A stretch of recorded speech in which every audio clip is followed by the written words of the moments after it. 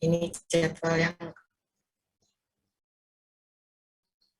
kelas B hari Selasa. Kemudian ini hari Rabunya dan sekarang Senin ya. Ini pertama adalah kontrak perkuliahan tadi ya. Kemudian materi yang diberikan kuliah adalah sifat umum pada virus. Ya, rincian materinya ini kontrak perkuliahan, struktur dan ukuran virus, kemudian susunan kimiawi virus, gitu ya. Kemudian minggu depan ini bakteriopak oleh Prof. Edik dan seterusnya ya.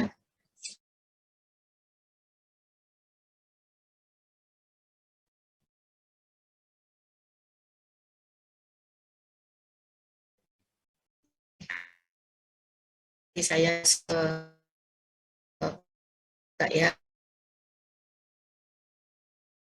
pada setelah UTLAS yaitu kuis ya. Pada ini materinya Dr. Martia ada uji serologi yang kedua yaitu kuis. Akan diberi kuis oleh Dr. Martia. Nah, kemudian pada ini pertemuan ke-13 ini dengan Prof. Suwarno. Tetapi ini nanti akan Anda dapatkan dengan dosen tamu, Dr. Hendra. Nah, Dr. Hendra ini adalah Direktur Balai Veteriner Wates. Jadi Balai Veteriner Indonesia yang di Wates, ya, di Jogja.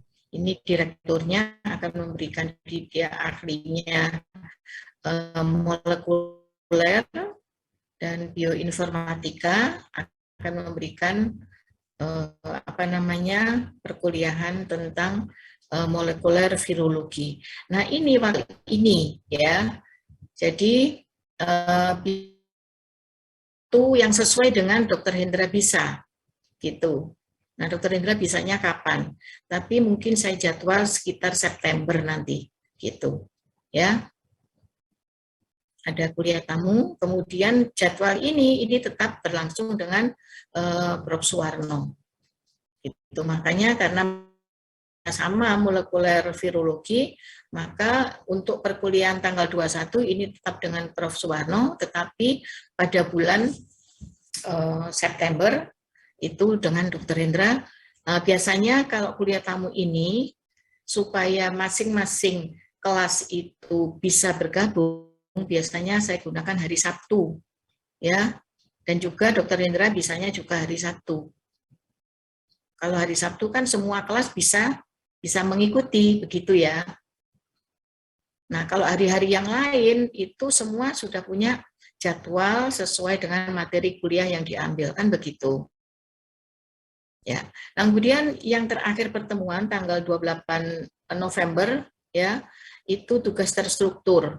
Artinya apa? Nanti dari satu kelas ini ya ada 39 ya, kita bagi beberapa kelompok dan kemudian akan disanggah nanti.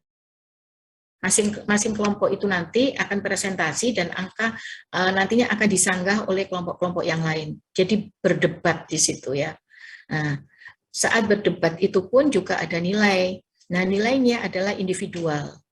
Nah, nanti saya yang menilai. Nah, nilai itu termasuk tugas terstruktur dari masing-masing individu. Walaupun pada saat presentasi itu berkelompok. Jadi rame nanti ya, bisa saling berdebat di situ. Gitu ya. Oke, ada pertanyaan? Nah, kemudian jadwal jadwal praktikum. Ya, jadwal praktikum ini sebetulnya harusnya offline semua, maka ini saya tulis offline. Tetapi nanti pada pelaksanaannya, nanti saya koordinasi dengan Dr. Marta, jadi ada yang online. Jadi makanya harus ada WA daripada Komting, jadi nanti ada perubahan-perubahan jadwal di praktikum itu via Komting gitu ya. Jadi nanti ini kalau praktikum tempatnya ada di lantai 3 di bakmi ya. Nah, ini saya tulis offline, tapi kenyataannya nanti bisa berubah ya, bisa berubah online. Karena minggu pertama dan kedua itu kan masih online. Jadi mungkin ini untuk yang praktikum ini juga mungkin online. Ini nanti dipandu oleh Dr. Martia dan Yuliana. Ini biasanya nanti Dr. Matian yang nanti akan menentukan offline atau online. Kemudian yang untuk inokulasi, nah ini harus offline ya, karena menanam virus. Jadi mungkin nanti akan berubah ya.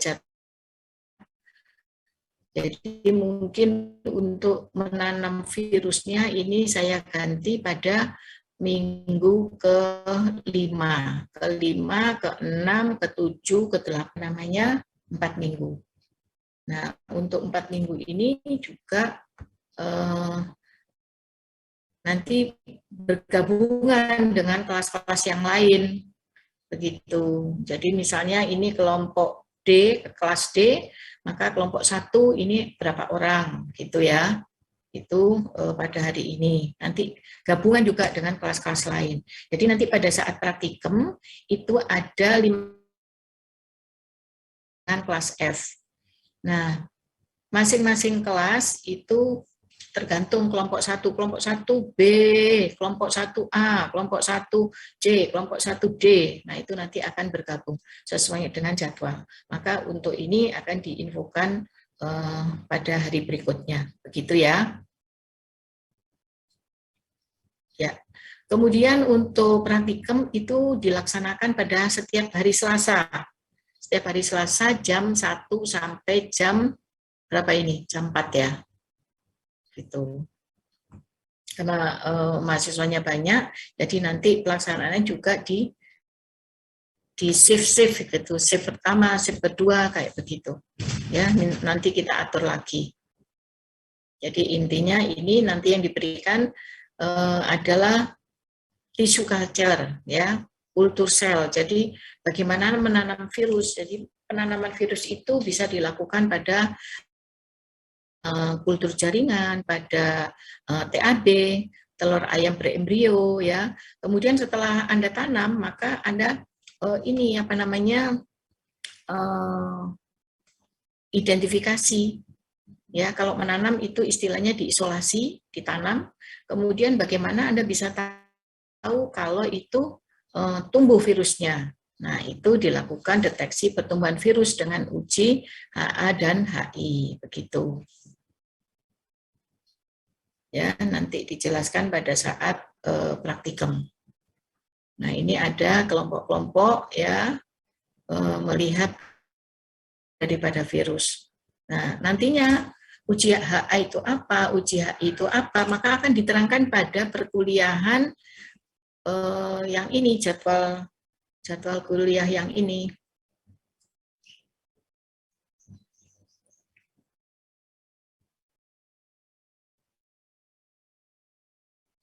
Nah, ini ada uji serologi. Jadi, akan diterangkan pada uji serologi ini, uji serologi 1, uji serologi 2. Gitu, ya. Nah, itu tentang jadwal perkuliahannya. Ada pertanyaan sampai di sini? Sebelum saya tutup tentang jadwal dan kontrak perkuliahan.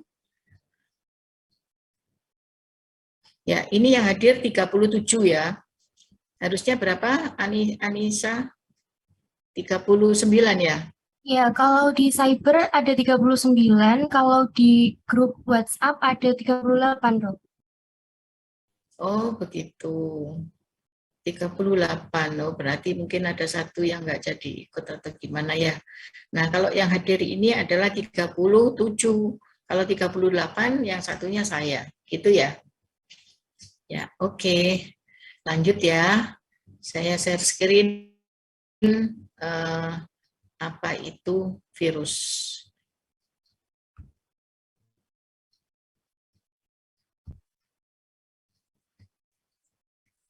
Apa sudah kelihatan di sini PPT-nya? Sudah, Dok. Sambung.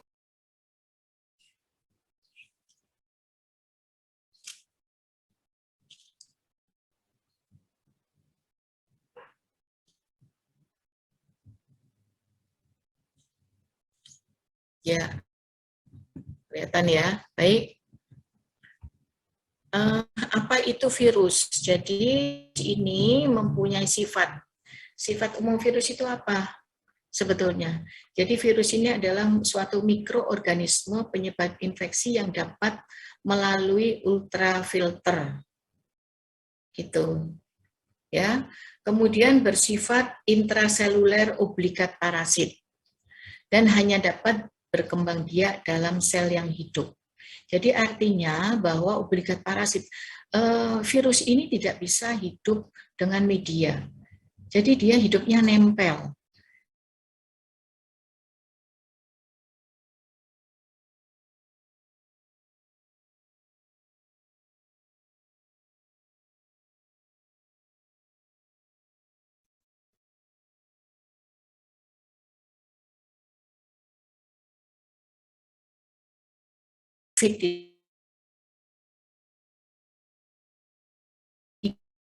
Akan bisa hidup paru-paru sehingga orang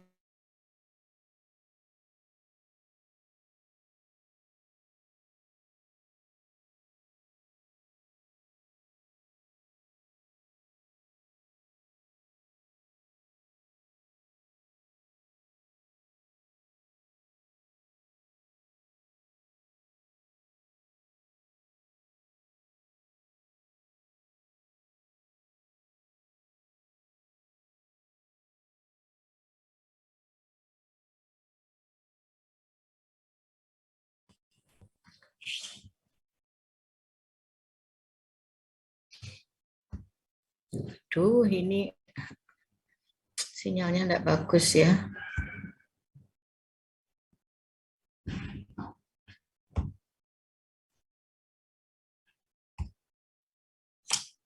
Ya, ini sudah kelihatan saya?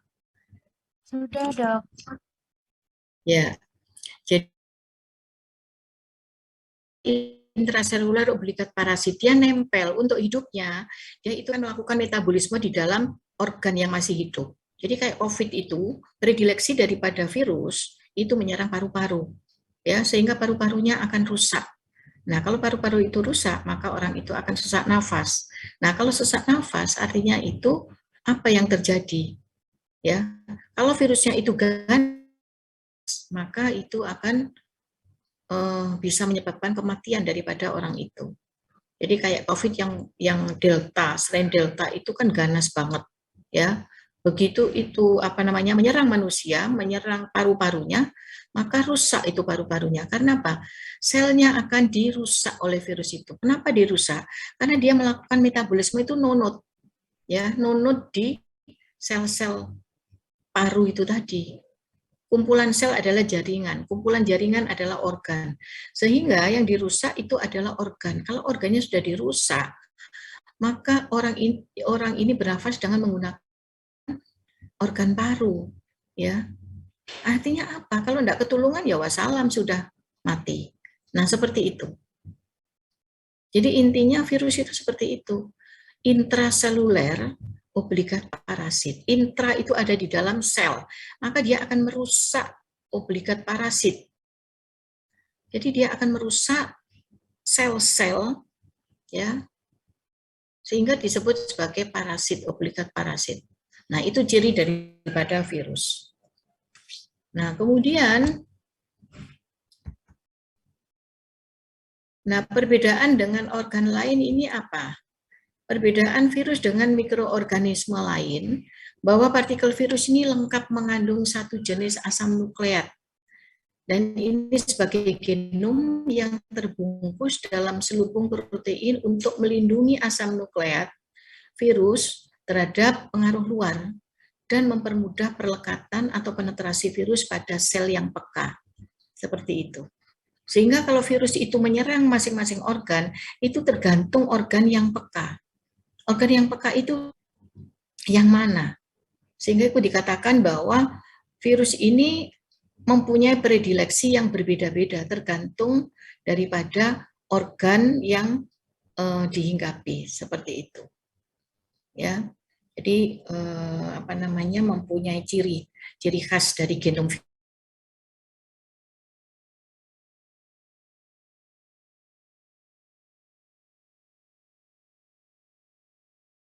Ada itu virus mengandung DNA atau hanya tunggal, single stranded RNA atau double stranded RNA. Jadi ada yang tunggal, ada yang single, ada yang double. Nah, kemudian virus yang mengandung RNA virus itu adalah virus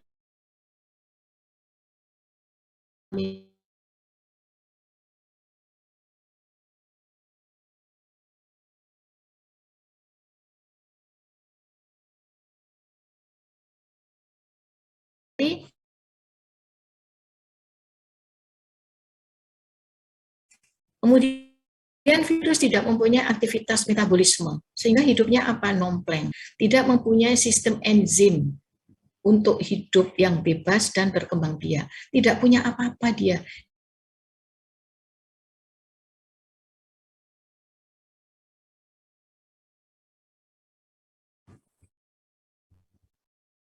Duh, gangguan terus ya ini ya.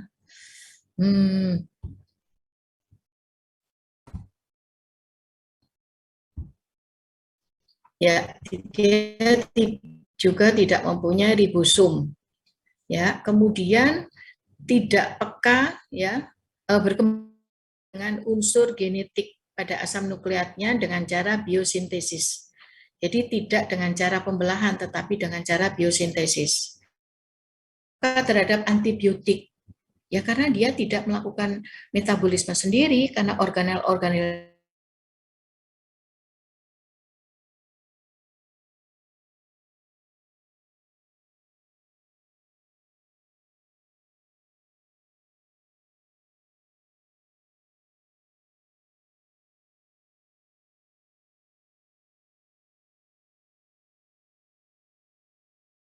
dan beberapa virus peka terhadap interferon.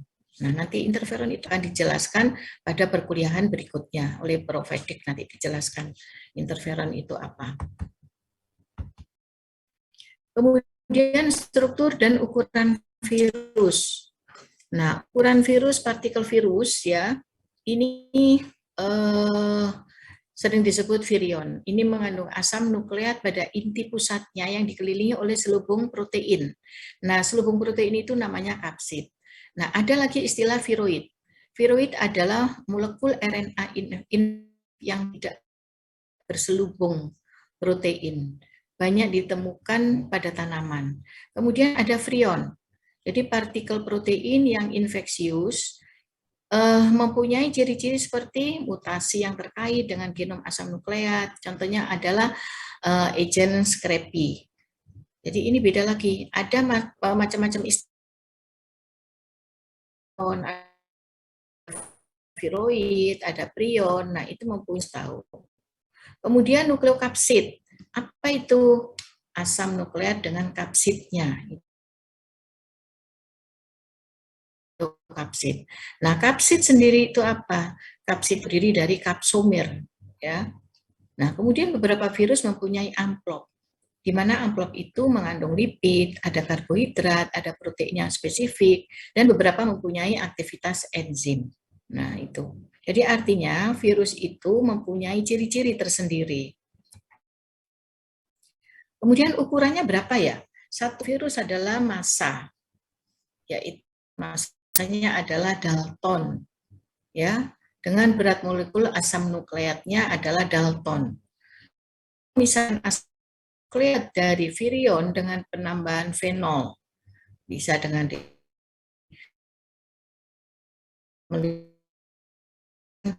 misalnya sodium dioksikolat, enzim proteolitik, itu. Kemudian genomnya itu beda-beda, ya. Untuk yang golongan virus yang genomnya DNA, maka ukurannya lebih besar. Nah, untuk yang RNA ini lebih kecil. Jadi 2 kali 10⁻⁶ sampai 4 kali 10⁻⁶ Dalton. Kemudian RNA yang double stranded itu contohnya adalah reovirus dan ukurannya 15 kali 10 pangkat 6 ton. Nah, untuk yang DNA ini lebih besar lagi. Nah, ini contohnya adalah virus. Ada yang lebih besar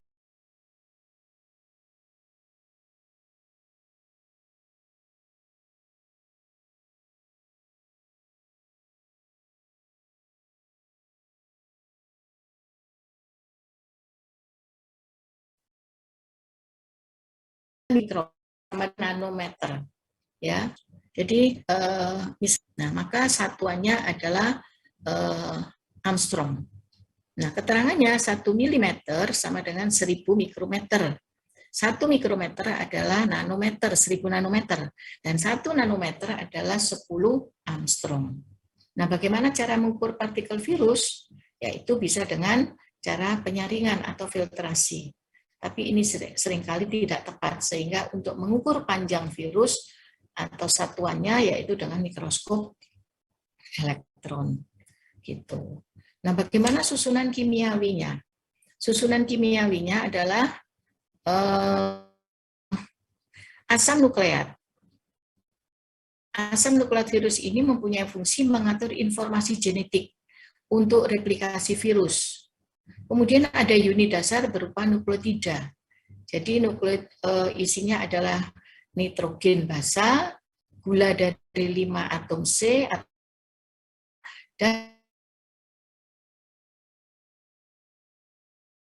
ini N basa, yaitu intinya adalah purin dan pirimidin, di mana inti purin isinya adalah adenin dan guanin, sedangkan pirimidin adalah timin dan sitosin. Nah, kalau seperti ini tentunya Anda masih ingat dengan pelajaran biokimiawi, ya. Nah, kalau Anda biokimianya nilainya bagus.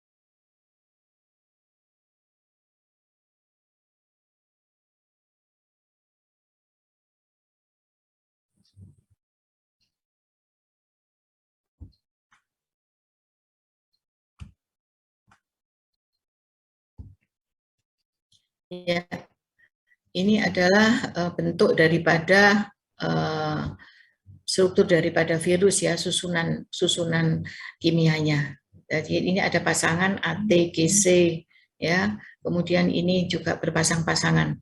Nah, ini di mana ini yang apa istilahnya ini yang menggandeng adalah sugar phosphate backbone, ya. Kemudian ini adalah contoh DNA double helix. Jadi ini mengandung 10 base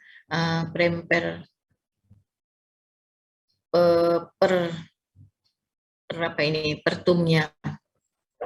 Jadi ini adalah bentuk-bentuk daripada kimia daripada virus. Jadi ini ada rumus bangunnya, ya. Nah, tentunya nah, kemudian virus yang nukleotida, yang RNA ini mempunyai 4 macam N basa, yaitu intinya adalah purin dan pirimidin, di mana purin ini mengandung adenin dan guanin, sedangkan pirimidin adalah sitosin dan urasil. Nah, ini bedanya antara pada pentosanya. Jadi kalau DNA ini deoksiribosa, kalau RNA adalah ribosa pada pentosa daripada virus ini.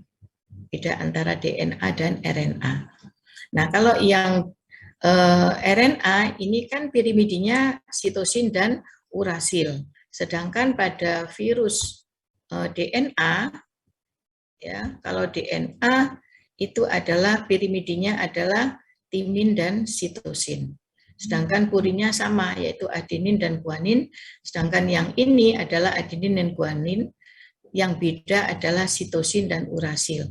Sedangkan yang DNA adalah terdiri dari ini timin dan sitosin. Nah, bedanya antara timin dan urasil itu perbedaan antara RNA dan DNA. Juga beda antara pentosanya. Kalau DNA deoksiribosa, sedangkan kalau RNA adalah ribosa saja. Nah, fungsi daripada protein virus adalah melindungi genom virus terhadap daya kerja nuklease. Berperan juga terhadap perlekatan virus pada sel hostnya. Kemudian menentukan simetri struktur virus dan menentukan sifat antigenik daripada virus. Gitu. Nah, lipid virus ini terdapat pada amplopnya. Jadi virus itu ada yang beramplop, ada yang tidak. Nah, virus beramplop ini peka terhadap ini ether, kloroform, sodium dioksikolat, fosfolipase gitu, ya. Jadi kalau virus ini ditetesi dengan ether, kloroform atau sodium dioksikolat atau fosfolipase, kalau larut, ya lemaknya larut, maka dapat digunakan sebagai klasifikasi virus. Jadi kalau dia peka terhadap zat-zat ini, maka virus itu beramplop. Kemudian virus yang kehilangan lipid akan kehilangan infektivitasnya. Jadi dia tidak infektif lagi. Kemudian karbohidrat virus, ini juga terdapat pada amplop. Ya, ini terikat pada bersamaan dengan protein. Misalnya adalah glikoprotein. Gitu ya. Nah, kemudian ini contoh virusnya, jadi bermacam-macam bentuk virus, di mana ini strukturnya adalah kapsomernya, ini kapsid dan di tengah ini adalah nukleik asidnya, ya. Kemudian antara kapsid dan nukleid ini nukleik asid ini dibungkus kapsid, maka disebut sebagai nukleokapsid. Nah, ini bentuk-bentuk daripada virus. Jadi ini juga bentuk-bentuk daripada virus. Seperti ini. Ini struktur daripada virus. Di mana ini pada lapisan luarnya ada yang mempunyai hemaglutinin, neuraminidase, yang sifatnya adalah hidrofilik, dan eksternal domain. Jadi itu sekilas tentang bagaimana virus, ya. Jadi untuk membuka-bukanya Anda pelajari lagi tentang biokimia, karena terkait virus itu Anda harus tahu persis tentang biokimia. Begitu. Ya, mungkin kalau pagi ini belum ada pertanyaan, tidak apa-apa ya. Nanti kita bahas